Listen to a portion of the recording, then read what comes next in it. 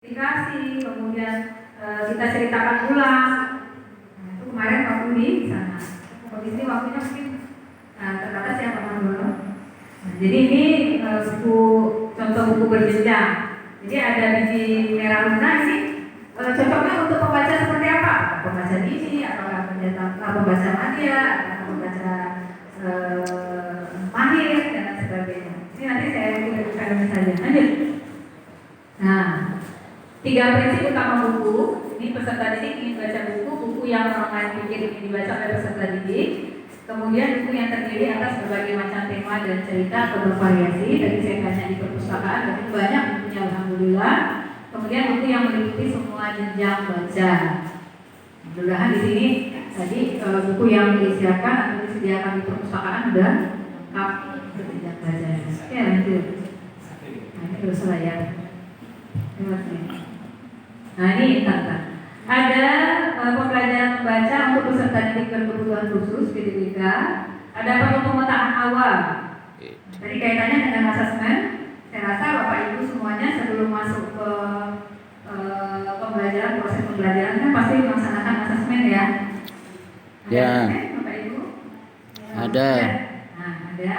Kalau kami itu ada asesmen awal, kemudian ada nanti pertengahan ya. Nah, kemudian ada asesmen akhir. Jadi kalau yang di awal itu biasanya di tahun ajaran baru, semua peserta didik, baik itu peserta didik lama atau peserta didik baru, ini kami asesmen. Karena ada anak yang daftar usianya misalnya udah 8 tahun, ternyata dia tidak pernah TK di TK khusus. Ini khusus untuk yang anak autis ya, anak autis atau dengan kereta yang udah bersekolah di sekolah umum masuk ke tempat kita, ternyata udah kenal huruf ya. Oh, ini kita hurufnya angka berapa udah tahu, ini huruf apa ini udah tahu. Ini kita asesmen. Jadi dilakukan pemetaan awal. Nah, suka atau tidak suka, nyaman atau tidak nyaman, kecocokan dengan gaya komunikasi, kondisi aktual dan lainnya. Kemudian asesmen awal untuk mengidentifikasi hambatan dan kesiapan belajarnya. Mudah-mudahan Bapak Ibu semuanya melaksanakan asesmen. Itu yang paling penting saya duduk untuk belum kita masuk ke literasi, pembelajaran literasi dan numerasinya. Kemudian tunanetra. Nah, kalau kami ada tunanetra 1 tetapi masih ini ya, masih resign dulu sementara. Nah, karena kondisinya beda, tunanetra juga, autis juga, tapi lebih berat ke autisnya. Jadi agak kesulitan untuk proses pembelajaran. Sebenarnya kami tidak menerima tunanetra Pak Margono karena sebenarnya kita juga ini ya, nggak ada. Nah, tenaga pendidik untuk tunanetranya tidak ada. Kalau di sini kan ada nih.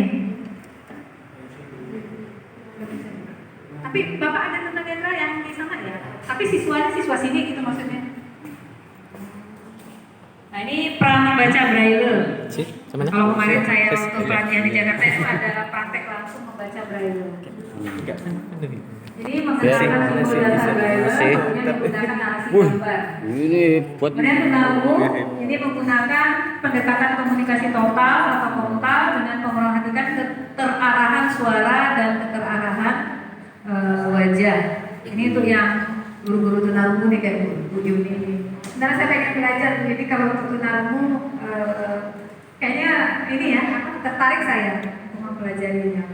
Kemudian tunarungu menggunakan pendekatan komunikasi total, memperhatikan sama ya, berbicara melafal. Kemudian perlu penguasaan dengan teks multimodal untuk peserta didik berkebutuhan khusus tanpa hambatan intelektual.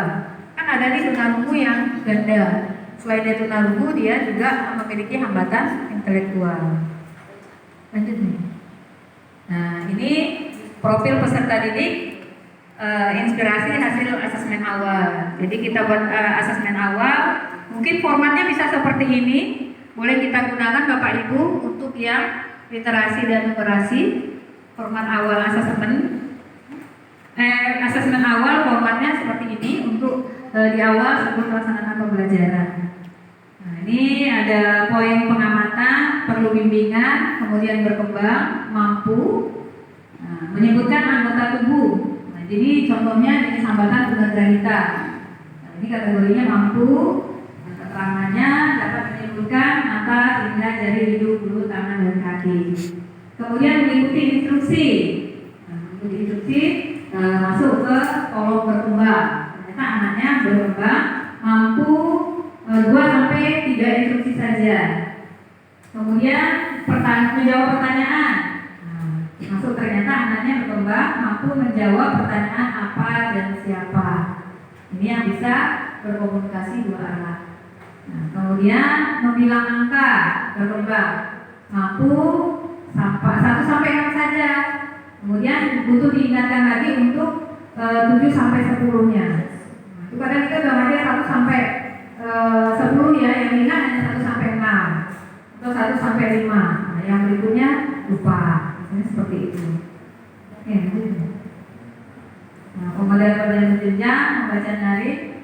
Nah, kalau di sini yang memegang kelas tunagrahita di sini siapa? Nah, boleh sharing sedikit tunagrahita bagaimana? Apakah pernah mempraktekkan membaca narik?